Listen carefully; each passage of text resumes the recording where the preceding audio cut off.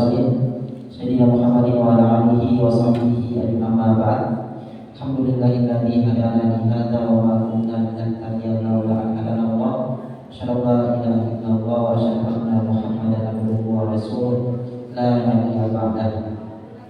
Pertama-tama kita bersyukur kepada Allah Subhanahu wa taala karena pada hari ini, hari Ahad, tanggal 28 Muharram 1446 Hijriah, kasih Allah Subhanahu wa taala kita kembali dapat hadir di pengajian yang setiap bulan kita akan laksanakan.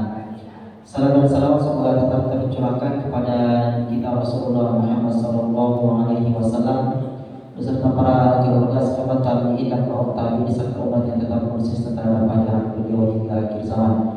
Baik jamaah sekalian yang insyaallah dirahmati Allah Subhanahu wa taala, untuk memanfaatkan waktu langsung saja kita buka acara kita dengan membaca basmalah. Bismillahirrahmanirrahim. Selanjutnya kita akan mendengarkan taujihan dari Al-Ustaz Dr. Irwan Fitri SOSI MA. Kepada beliau dengan hormat kami persilakan.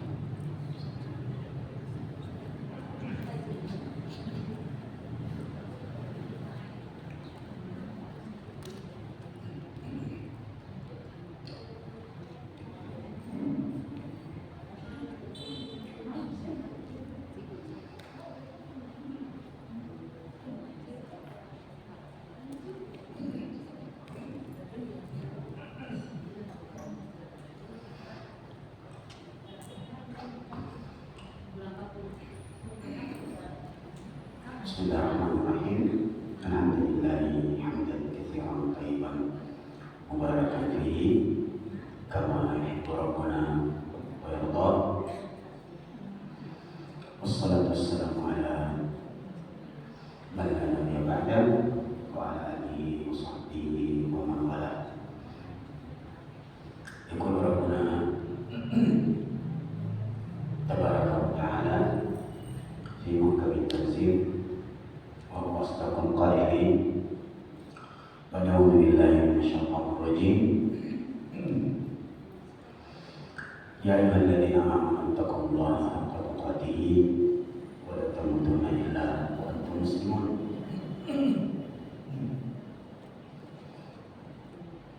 Allahumma shalli ala Muhammadin wa ala alihi wa sahbihi wa sallam.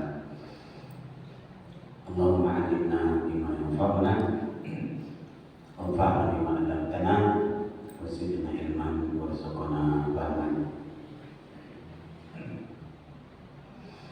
Assalamualaikum warahmatullahi wabarakatuh. Alhamdulillah, ibu sekalian, juga santri-santri anakku, kita memuji Allah Subhanahu wa ta'ala. Sore hari ini kita berada di majelis ta'lim atau majelis zikir, dan ini adalah sebuah kebaikan yang besar, nikmat yang luar biasa yang Allah berikan kepada kita sekalian. Satu hadis yang nampaknya perlu kita ulang, ibu sekalian, yang merupakan berita gembira kepada kita semua yang selalu bersemangat duduk di majelis zikir seperti ini, majelis ta'lim, di mana disebutkan dalam hadis bahwa man qada min baitihi ila al-masjid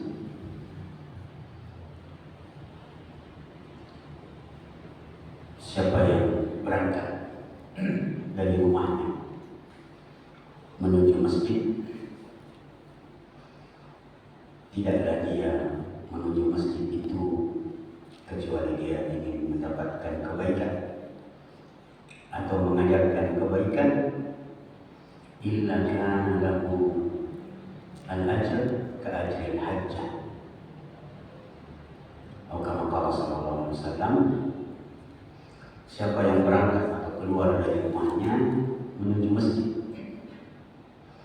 tidaklah dia ke masjid kecuali karena ingin mendapatkan kebaikan, mempelajari kebaikan atau mengajarkan kebaikan, kecuali dia akan diberikan pahala sama dengan pahala haji.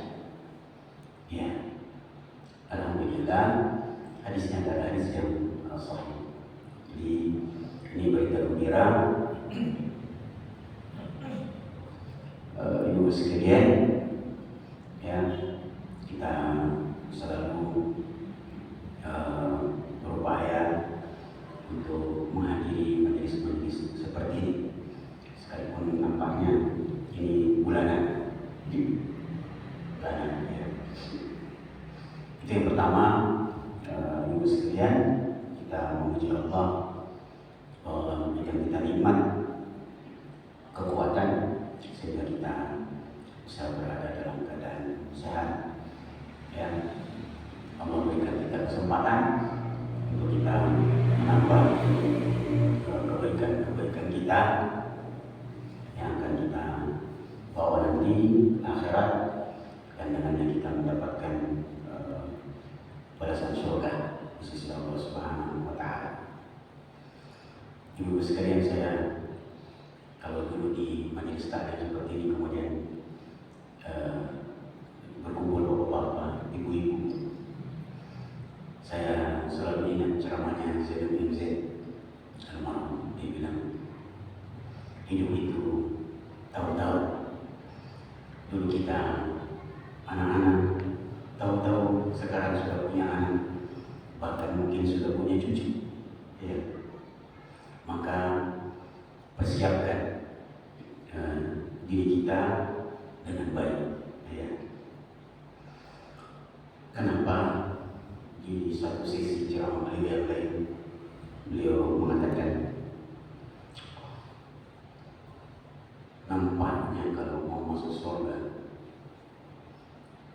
berat rasanya. Ya.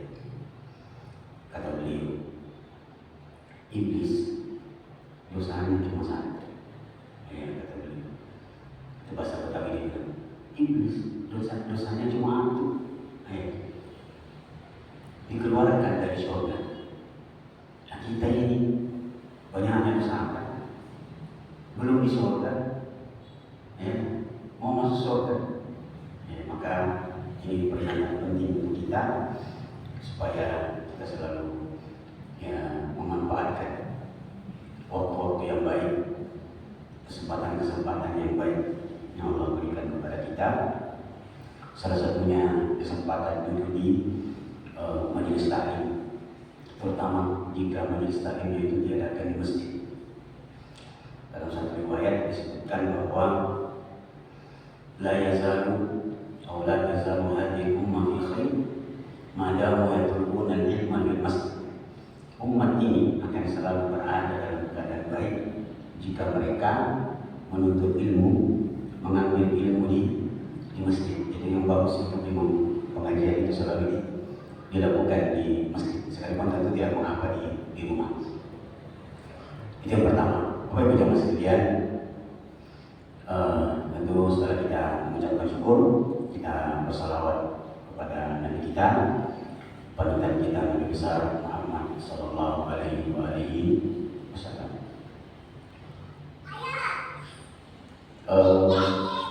Ibu sekalian, sore hari ini seperti kata protokol, sampai 5:30 boleh ya, 5:30, 30 menit ke depan saya ingin mengajak ibu sekalian untuk kita sama-sama mempelajari satu ayat di surah Toha ayat 55. Ya. Ayat surah Toha ayat 55 yang sebelum kita sebutkan ayatnya, ayat yang sering kita dengar. Saya sebutkan di mukaddimah tentang surah Toha. Ulama kita dulu sekalian menjelaskan tentang Toha. Ayat pertama surah Toha apa? Ayat pertama surah Toha. Toha. Toha. Ma anzalna 'alaika al-Qur'ana litashqa illa tadhkiratan liman yakhsha. Tentang kalimat Toha, ulama menjelaskan dua versi. Yang pertama, apa makna Toha itu? Ya. Yang pertama, versi pertama mengatakan bahwa Toha itu maknanya rahasia di sisi Allah Subhanahu wa Ta'ala. Tidak ada yang tahu apa maknanya. Terus apa gunanya? Gunanya ada. Semua ayat-ayat dalam Al-Quran yang terhimpun dari 1, 2, 3, 4, dan 5 huruf itu maknanya tersembunyi, tapi gunanya adalah sebagai mukjizat. Ya, maksudnya mukjizat bahwa tidak akan pernah ada orang yang sanggup bikin ayat semisal dan seperti Al-Quran sekalipun 1 huruf. Coba kita tengok ayat-ayat dalam Al-Quran. Ada ayat dalam Al-Quran, ibu-ibu sekalian, 1 huruf saja. Apa itu? 1 huruf saja. Jadi ayat dalam Al-Quran. Nun, Shad, Qaf. Ibu bisa datangkan 1 huruf yang lain jadi ayat. Mim, Shin, tidak ada didengar. Tidak ada didengar. Jadi tidak akan bisa ada yang datangkan ayat yang sama dengan Al-Quran sekalipun 1 huruf. Apalagi 2 huruf. Ada ayat dalam Al-Quran terdiri dari 2 huruf. Toha, Yasin, apalagi? Ada 1 lagi.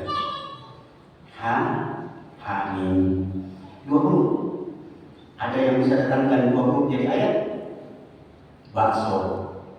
Tidak ingat. Itu dia maknanya jadi mukjizat. Ada 3 huruf.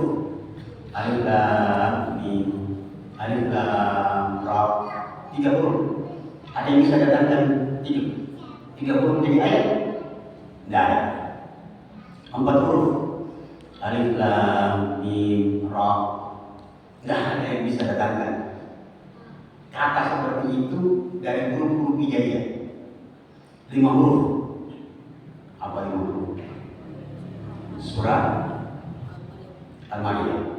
Kaf, ha, ya, ain, shad. Ada itu susah lagi. Itu penjelasan versi pertama tentang surah Toha. Yang kedua, ulama mengatakan Toha itu artinya 1 nama di antara sekian banyak nama Rasulullah. Imam Al-Qurtubi mendatangkan 1 hadis, tapi belum mengatakan hadis yang dhaif, bahwa Rasulullah mengatakan indi asyarat asma indallah, saya memiliki 10 nama di sisi Allah. Jadi namanya Rasulullah itu banyak. Coba ibu bisa bantu saya. Ada 10 tapi nampaknya saya tidak hafal semua. Yang pertama Ahmad, Muhammad, apa lagi bu? Toha, Yasin, 4. Kemudian sebutkan Mahmud, Al-Hashim, Al-Hamid. Lupa saya 3 ya. Dia 10 disebutkan dalam hadis, tapi yang saya terdiri Ahmad, Muhammad, Mahmud, Al-Hamid, Al-Hashim, Yasin, Toha. Itu salah satu penjelasan ulama tentang Toha. Apakah dia nama dari nama-nama Rasulullah Sallallahu Alaihi Wasallam? Itu mukadimahnya saja. Kita langsung loncat di ayat 55. Ibu kalau mau tengok ayatnya, indah sekali kalimatnya dan perlu kita pelajari. Allah Subhanahu wa taala berfirman, "A'udzu billahi minasyaitonir rajim. Minha khalaqnakum wa fiha nu'idukum wa minha nukhrijukum taratan ukhra." Allah mengatakan, "Minha khalaqnakum." Dari tanahlah kami menciptakan kalian. Wa fiha nu'idukum, kepada tanahlah kami akan kembalikan kalian. Wa minha nukhrijukum taratan ukhra, dan dari tanahlah kami akan bangkitkan kalian semua. Jadi kita tercipta dari tanah, akan kembali ke tanah, dan nanti dibangkitkan dari tanah. Ya. Cuma ada pertanyaan, bagaimana dengan orang yang mati tidak dikubur? Ada orang mati tidak dikubur, betul? Mati kecelakaan pesawat atau tenggelam, atau orang Hindu. Ini seperti kasus baru-baru ada artis kasihan yang mu'allaf, ya, keturunan Thailand, Bali, di siapa namanya? Itu kasihan itu, karena dia Muslim, dia sudah mu'allaf, tapi mati diperlakukan dengan cara itu, dikremasi dan dibakar. Bagaimana itu? Nah, di sini sebenarnya saya waktu lihat beritanya tadi kasih tahu sama teman, bagaimana hukumnya itu? Saya bilang harusnya MUI yang ada di Bali itu minta langsung ke keluarganya. Oh, dia Muslim, harus cepat dilaksanakan sesuai dengan ajaran Islam. Tapi bagaimana sudah terjadi? Maka sebaiknya orang-orang yang ada di situ melakukan sholat gaib. Nah, ini yang semestinya dilakukan. Nah, kita kembali ke pertanyaannya, bagaimana dengan yang begitu kasih? Apakah mereka akan dibangkitkan juga dan tidak dari tanah? Nah, inilah yang biasa orang kaum muslimin banyak yang tidak tahu bahwa kalau kita mati itu sebenarnya kembalinya ke alam barzakh. Ya, cuma umumnya orang mati dikubur, maka disebutlah sebagai alam kubur. Maka ada namanya nikmat kubur, ada namanya siksa kubur. Nah, lalu orang mengatakan, nanti itu berarti yang tidak dikuburkan, tidak dapat disiksa kubur. Nah, tidak, itu namanya dia berada di alam barzakh. Jadi alam itu alam dunia, kemudian alam barzakh, kemudian alam akhirat. Jadi siapapun itu akan kembali ke alam barzakh. Cuma umumnya orang dikembalikan ke kubur. Nah, ini juga dari sini ibu sekalian, minta maaf sedikit agak belok-belok, perlu kita pahami. Ibu biasa didengar orang bilang begini, ada orang mati dibawa ke kubur, itu protokolnya bilang begini, dia akan diantar ke tempat peristirahatannya yang terakhir. Oh, itu tidak benar. Kubur itu bukan tempat istirahat. Justru disitulah, begitu dia masuk di dalam kubur, itu sudah menghadapi pertanyaan. Jadi kubur bukan tempat peristirahatan, dia terminal singgah. Dia kayak checkpoint, singgah sebentar. Nanti ditanya-tanya di situ. Inilah yang perlu kita pahami. Sekarang sedikit lagi, masih sampai setengah. Allah mengatakan, minha khalaqnakum, dari tanah kami ciptakan kalian. Nah, sekarang kita coba, dari mana kita diciptakan? Dari tanah. Apa Qurannya? Nah, coba datangkan saya satu ayat di surah Al-Insan. Hal ata 'ala al-insani hinun min ad-dahr lam yakun syai'an madhkura inna khalaqna al-insana min nutfatin amsyajin nabtali. Sungguh kami menciptakan manusia dari setetes air mani. Kalau begitu yang mana yang benar? Dari tanah atau dari setetes air mani? Dua-duanya benar. Nah, untuk menjawab dua-duanya benar, kita kita sebutkan secara umum bahwa manusia pertama itu diciptakan langsung oleh Allah dari tanah, yaitu Adam, dengan segala bentuk tanah yang ada di bumi. Nah, ini nanti yang kita jelaskan, mudah-mudahan sampai. Jadi unsur tanah di dalam tubuh Adam itu macam-macam.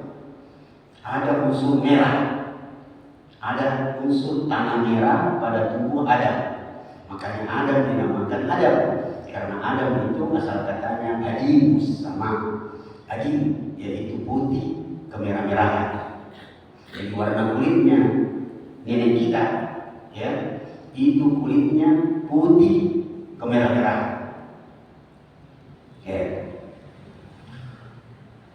Tapi dalam tubuh Nabi Adam ada unsur tanah lain, yaitu tanah yang sedikit kuning. Kalau orang Makassar bilang putih.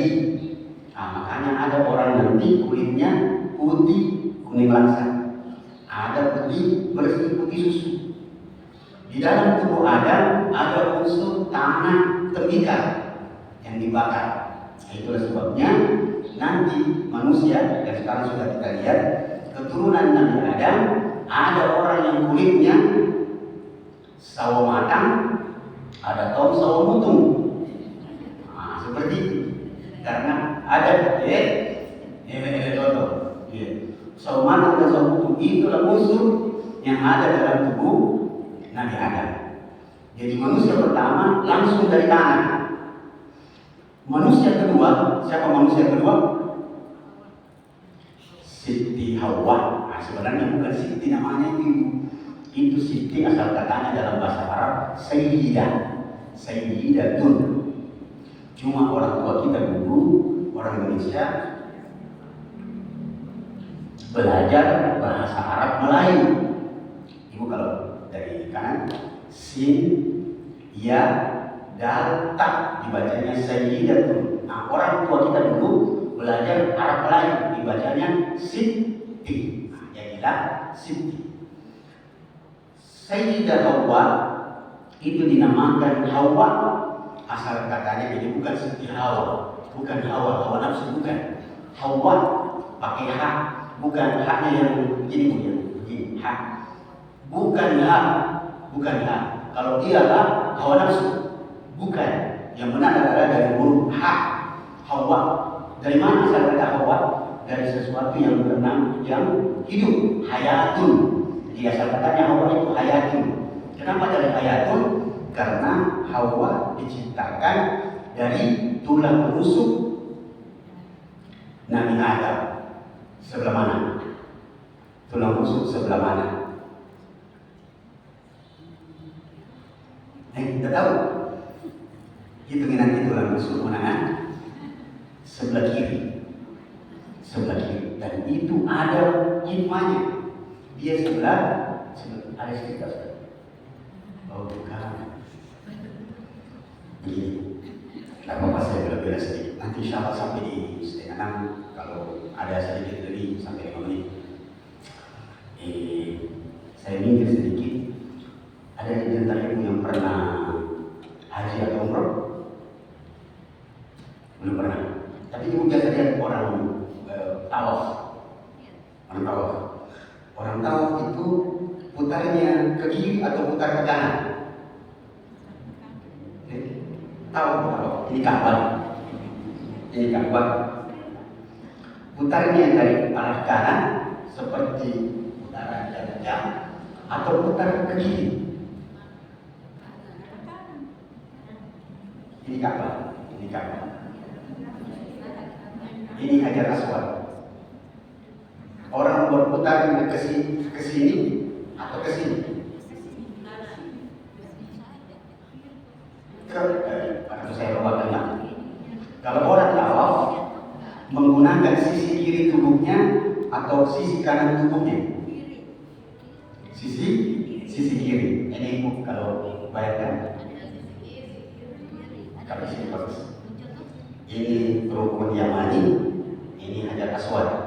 Maka orang akan berdiri di sini berputar ke sini. Dia berputar ke sini, bukan dari sini ke sini. Dia berputar ke kiri, berputar ke kiri, berputar ke kiri, menggunakan sisi kiri.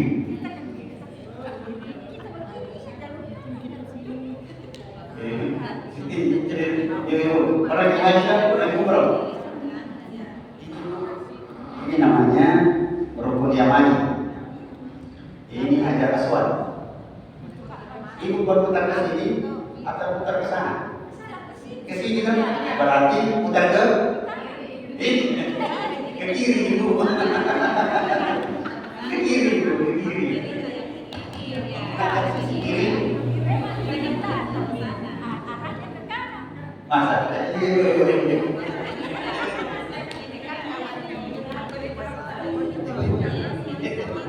Ibu, kita cari-cari sedikit supaya nanti ibu dapat pelajaran penting. Ini kan tahu, tidak pak, tidak pak. Ini ajar Aswad. Aswad begini, lebih baik. Bismillahirrahmanirrahim. Ibu begini, atau ibu begini? Berarti ke? Baik. Kenapa saya agak serius tapi kelihatan yang lain? Ada makna yang perlu kita pelajari, bahwa kenapa Siti Hawa diambil dari sisi kiri tubuh Adam, tulang rusuk di kiri, dan kenapa orang tawaf ke arah kiri? Karena jantung kita di arah kiri, supaya jantung dan bagian hati kita itu dekat ke Ka'bah. Begitulah Adam diambil tulang rusuknya bagian kiri, ya, supaya dia lebih dekat kepada istrinya. Tidak diambil dari kepalanya, supaya perempuan tidak di atasnya laki-laki, dan tidak diambil dari bagian kakinya, supaya perempuan tidak diinjak-injak oleh laki-laki. Dia diambil dari sisi tubuh supaya istri itu menjadi pendamping. Sayangnya Pak Ustadz ini belum menikah. Nanti coba tanya-tanya bapak, lebih enak mana kalau jalan berdua sama istri tak di samping kanan atau di samping kiri? Pasti jawabannya sebelah kiri. Bagi mantul menanggap bagi saya orang entamu, apakah tadi sebelah kirinya nanti begini ya.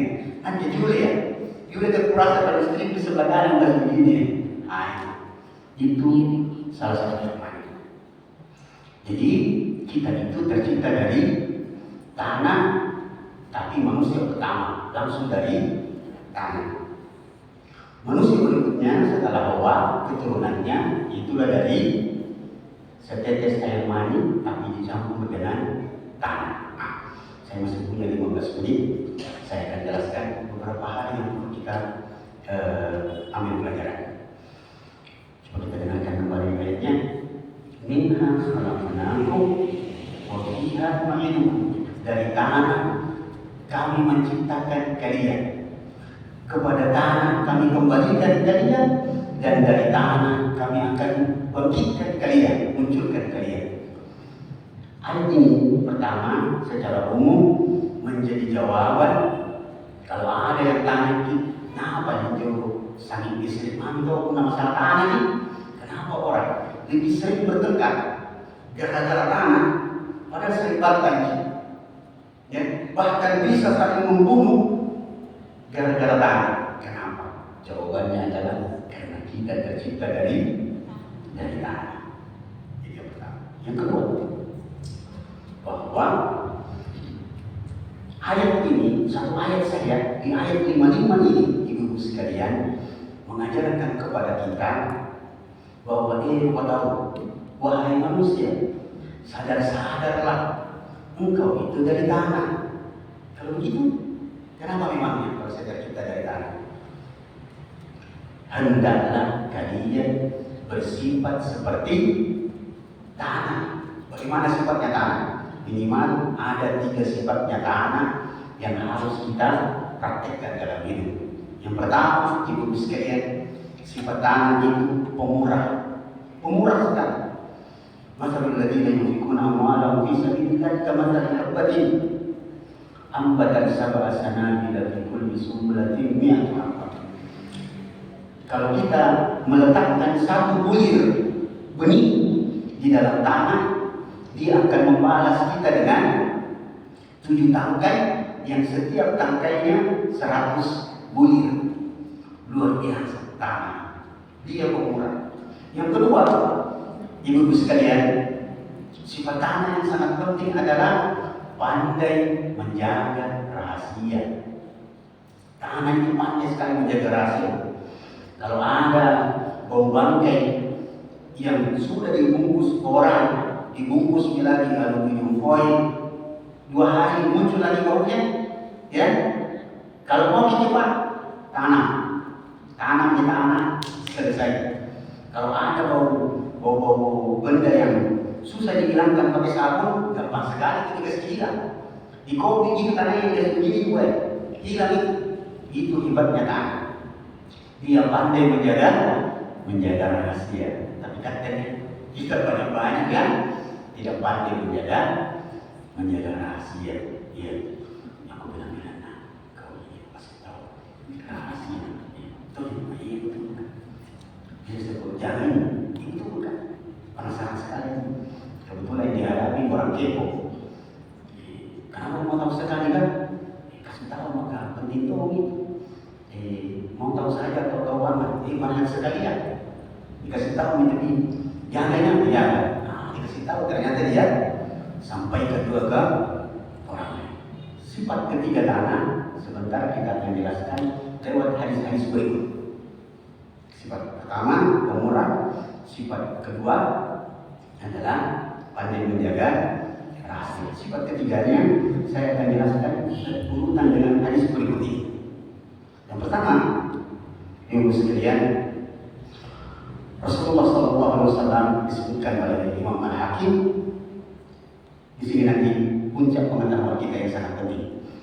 Suatu saat berjalan di kota Madinah, ya, tiba-tiba Nabi melihat beberapa sahabat menggali kubur di Baqi'. Maka Rasulullah mengatakan, kubur siapa itu yang kalian gali, untuk siapa? Maka para sahabat mengatakan yang ada saat itu, lirajulin min Habasyi mata bil Madinah. Wahai Rasulullah, ini kubur kami gali untuk teman kami, sahabat kami datang dari Afrika, Habasyi. Dia datang dari Afrika sampai di Madinah, dia mati di sini. Maka kami mengatakan, la ilaha illallah. Coba kita dengarkan, Nabi bilang, la ilaha illallah. Biasanya apa yang kita bilang kalau dengar berita kematian? Inna lillahi.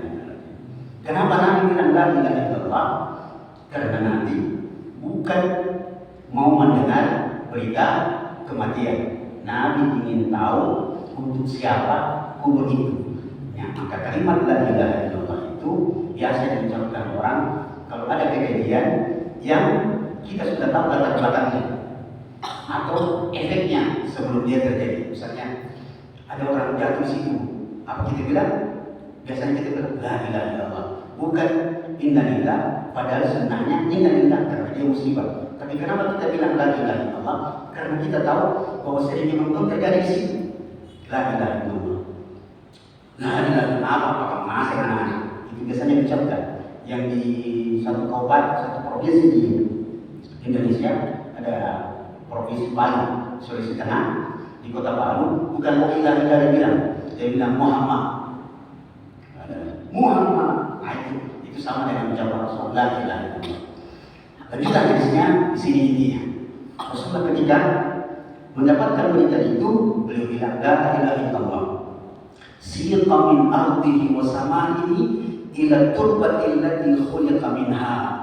La ilaha illallah, sungguh orang itu yang datang dari Afrika, dia digiring oleh buminya dari Afrika untuk mati di satu tempat di mana dari tempat itulah tanah, dari tempat itulah dia diciptakan. Jadi ibu-ibu sekalian, kita itu semua Sebentar saya bacakan hadisnya. Kita semua akan mati di tempat di mana di tempat itu tanah dari tempat itu kita diciptakan. Ya, berdasarkan hadis yang lain bahwa Nabi SAW mengatakan, cuma ini ada sudah habis waktu belum? Sedikit sebelumnya tadi ya, itu masih banyak bisa dimulai. Alhasil bahwa ibu sekalian, Nabi mengatakan di ujung hadis tentang orang ya kalau minta maaf sedikit ada kesambil ujungnya saja, bahwa malaikat akan meletakkan air mani di telapak tangannya, baru dia bertanya kepada ya Allah, air mani ini jadi apa tidak jadi apa tidak jadi. Kalau Allah bilang tidak jadi, maka air mani itu akan gugur.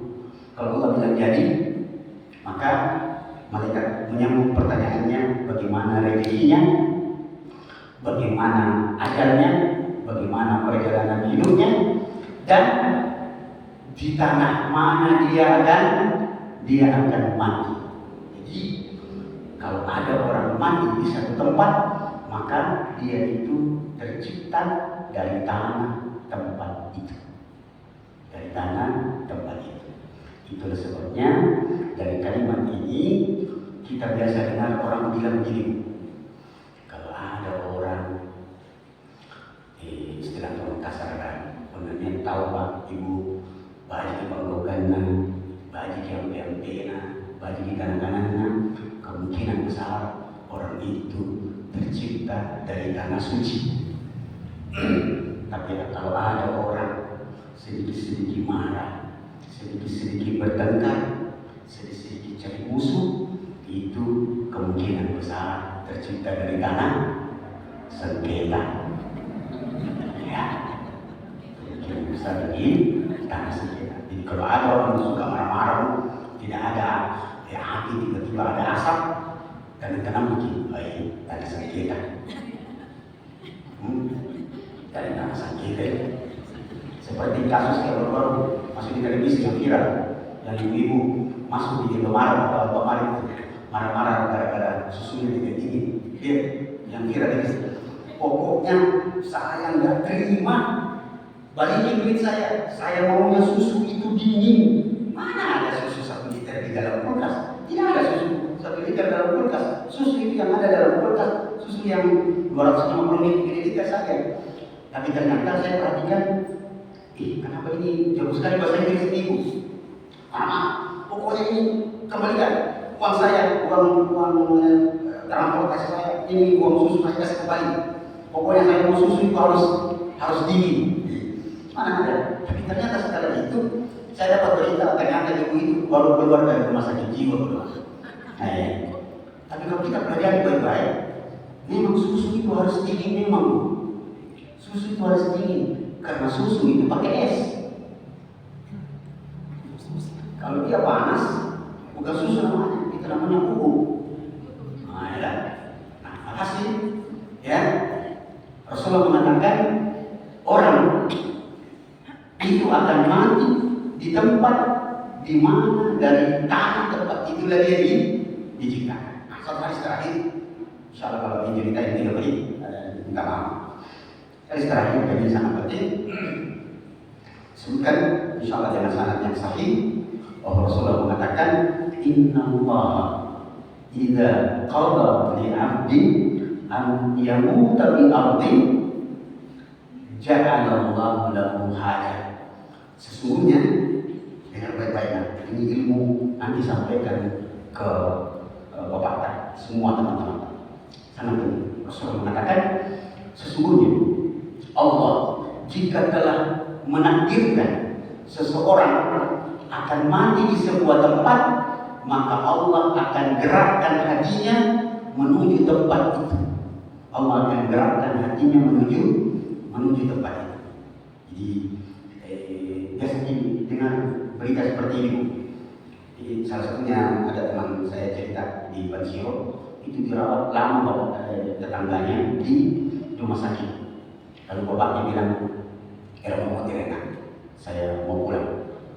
Dokter bilang, tidak boleh, ini tanggung jawab kamu. Tapi karena mendesak terus, akhirnya tanda tangan, pulang. Dia bilang, saya tidak mau mati di sini, saya mau mati di rumah. Maka dia pun mati di rumah. Maka persis dengan sabda Rasulullah, kalau ada seorang hamba ditakdirkan mati di sebuah tempat, maka Allah akan gerakkan hatinya menuju tempat itu. Dan ada satu kasus kematian ibu-ibu sekalian yang membuat kita cemburu. Masih ingat nama mantan Bupati Sinjai, namanya Pak Rudianto Asapar. Mantan Bupati Sinjai. Itu kematiannya saya cemburu dengan kematiannya bapak itu, almarhum. Kenapa? Karena beritanya beliau itu sakit dirawat di Singapura. Lama dirawat di Singapura, tahu-tahu sehat badannya, dia merasa sehat. Dia bilang sama keluarganya, anak uruskan visa sama paspor untuk umroh. Betul? Selesai dia berangkat umroh, di mana dia mati? Mati di Mekah.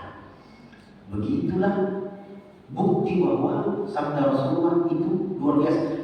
Allah kalau menakdirkan seorang hamba mati di sebuah tempat, maka hatinya akan digerakkan menuju tempat itu. Maka dari sini pas 5:30 kita berdoa kepada Allah Subhanahu Wa Taala, mudah-mudahan kita mati dalam keadaan husnul khatimah dan mati di tempat yang baik. Mati di tempat yang baik akan menunjukkan bahwa alhamdulillah kita tercipta dari tanah. Tempat itu mati dengan cara yang baik, dengan cara husnul khatimah yang nanti insyaallah itu akan mendapatkan balasan surga Allah Subhanahu Wa Taala. Ini saja ibu sekalian, mudah-mudahan bermanfaat untuk kita sekalian. Semoga dengan ini kita selalu termotivasi untuk baca Quran di rumah. Sekali-sekali baca terjemahannya, baca Al-Quran, sekali-sekali baca terjemahan. Apa maksudnya ini? Nanti kalau kita tidak tahu maksudnya, bisa nanti ditanyakan ke Ustaz, dan itu akan menambah pengetahuan kita tentang agama kita. Saya kira ini saja, sudah agak terang ternyata. Mudah-mudahan sekali lagi Allah memaafkan segala kesalahan, dosa, apa yang sengaja atau tidak sengaja, dan semoga Allah selalu memberkahi kehidupan kita. Dan berhasil kita semua berdoa semoga kita dimatikan oleh Allah dalam keadaan yang husnul khatimah. Wassalamualaikum warahmatullahi wabarakatuh. Assalamualaikum warahmatullahi wabarakatuh. Waalaikumsalam warahmatullahi wabarakatuh. Jadi itulah tadi terpilih yang disampaikan oleh Ustaz Dr. Irwan Fitri, SOSI FA. Semoga apa yang tadi beliau sampaikan dapat kita pahami dengan baik, dan kita sama-sama menyampaikan kepada keluarga kita di rumah kita masing-masing. Baik, dengan para penyampaian yang tadi, maka para ibu adalah seluruh rangkaian pengajian kita untuk bulan ini di hari Ahad tanggal 28 Muharram 1446 Hijriah atau bertepatan pada tanggal 4 Agustus 2024. Jadi semoga kita istiqomah oleh Allah Subhanahu Wa Taala untuk kembali dapat berkumpul di bulan depan. Kita tutup dengan baca Alhamdulillahirabbil alamin. Subhanakallahumma wa bihamdik, asyhadu an la ilaha illa anta, astaghfiruka wa atubu ilaik. Assalamualaikum warahmatullahi wabarakatuh.